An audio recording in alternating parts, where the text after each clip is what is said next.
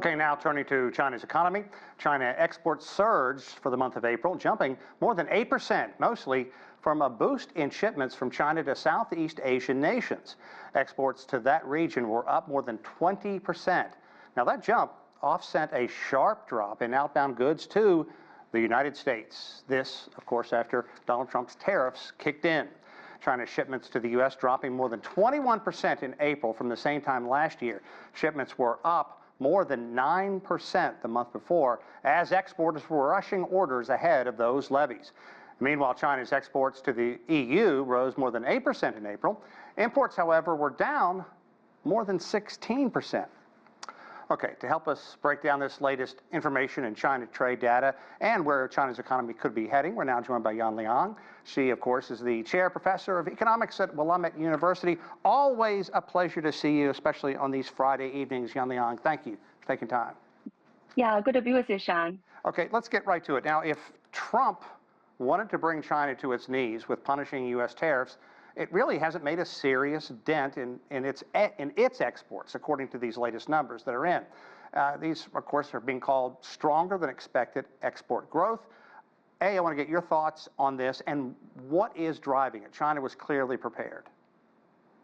Right. I think you're right. These numbers show really robust and very resilient China's exports. And so even though, as you mentioned, the export to the United States has gone down by 21%, but the export to the ASEAN countries pretty much increased by the same magnitude. And so that really offset, because actually ASEAN countries account for close to 17% of China's trade in the first 4 months of this year, whereas the U.S.'s trade share has gone down to 10%.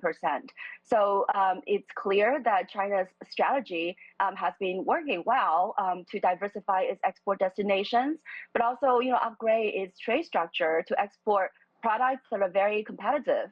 Because when you look at the numbers, the increase in the electronics and mechanical supplies, that have gone up over 9%. And so we're talking about a lot of data processing equipment and components and car components and parts and so on and so forth. So I think it just showcased that, China has been really so-called tariff-proving its economy and trying to build more meaningful and beneficial trade relationships with other countries, including ASEAN, EU, and many other developing South countries. And China's government also this week made it easier for banks to lend money, and that is going to be an important stimulus. Why is this being done, and how significant do you see this move by China's government? Right. So I think you mentioned the joint press conference between the Chinese monetary and financial regulatory committees. And so you're right, there has been cuts in the RR by 50 basis points, but also cuts in the policy rates. And so all of this will help to inject more liquidity to the economy and help with sort of the monetary easing. And there are also very specific measures that would help to with some very specific targeted areas, sectors that might be more vulnerable, such as the trade sector, the export sector. So there have been policies that are announced that would allow, financial institutions to provide better insurance services, better financial services to these export-oriented firms and try to find different export destinations or pivot towards domestic markets. There are also support to the real estate market as well as the equity market, the real estate market.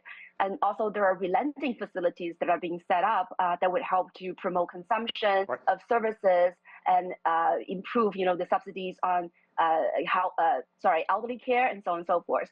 So I think really all of these are not only benefiting the broader economy, but also really targeting specific sectors that help to diffuse risks and also really to solidify the support to these specific sectors, such as high tech as well. Let's get back to the U.S. and Beijing as well. A lot of focus on these upcoming talks. We're not going to call them negotiations just yet. The one's coming up in Switzerland. A window of opportunity, or do you believe that's too optimistic calling it that? Well, I think the fact that the two sides are going to be able to have this in-person talk in Geneva, I think it is a positive step towards the right direction. I think the goal here is to really de-escalate. So I think it's likely that we're going to hear a lot of airing of grievances about trade and also just getting to know what each other really wants. I think from Beijing's point of view, they're very unclear about what the U.S. counterpart is really requesting. And I think the best scenario would be some kind of partial reversal of the tariffs, as Trump has mentioned in the social media that 80% on China's tariff seem right. And so I think there is a potential to do that, especially when it comes to de-escalation.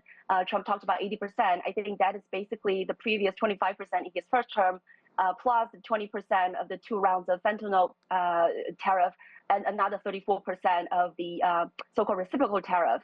And so that makes it 80% because the rest is basically our, escalations in the retaliations and so on and so forth.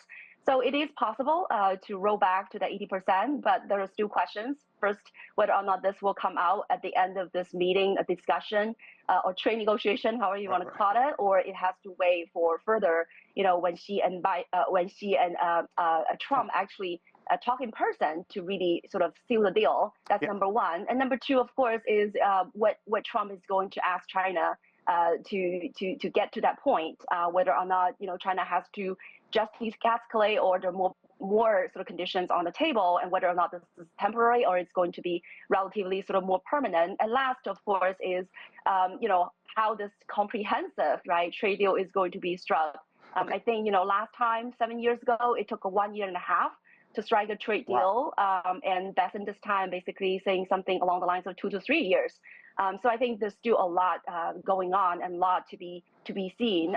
It's going to be a long, I think, drawn out sort of negotiations. Interesting. Okay, let's presume that it even goes well.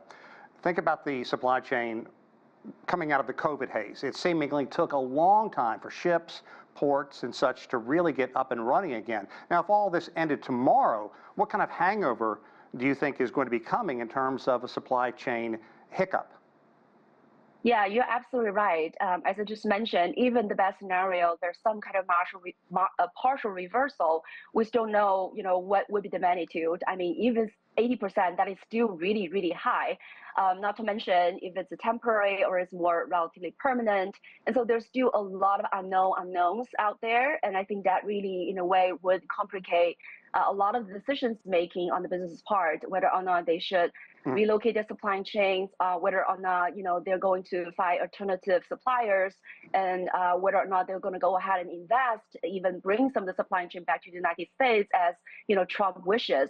So I think with all these uncertainties, it's definitely not conducive to some kinds of restoration of the normal trade or sort of the normal supply chain management as before all these Liberation Day tariff hikes.